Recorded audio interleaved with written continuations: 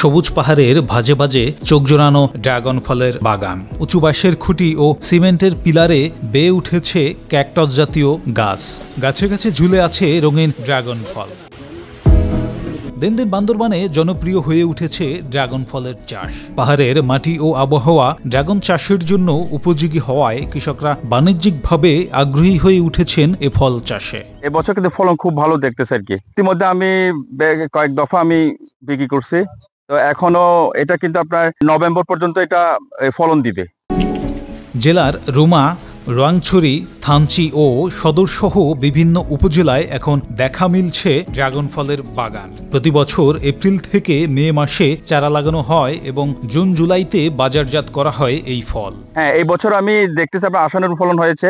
এটা কিন্তু সামনের বছর যখন গাছের বয়স বৃদ্ধি আরো বয়স হবে তখন আরো ফলন বৃদ্ধি আশা করি 6 থেকে 7 লাখ টাকা মনে হয় আমি বিক্রি করতে পারবো। গত বছর তুলনায় কথা হচ্ছে এবছর অনেকটাই উন্নত ফলন হয়েছে, সেটা আমরা খুবই আনন্দিত। ফলেও আরো পোকা মাকাও নাই, কিছু সুন্দর বিয়ারে আসি বিয়ারে গছে দি।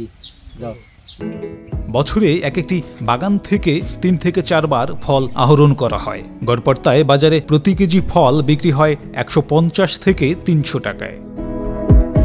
স্থানীয় বাজারে চাহিদা মিটিয়ে দেশের বিভিন্ন জায়গায় সরবরাহ করা হচ্ছে এখানকার ড্রাগন ফল। ড্রাগন চাষিদেরকে আমরা বিশেষ করে গত অর্থ বছরে আমরা জেলা পরিষদের মাধ্যমে উচ্চ মূল্যের ফসল আবাদের একটা তারা কর্মসূচি আমাদেরকে দিয়েছিল।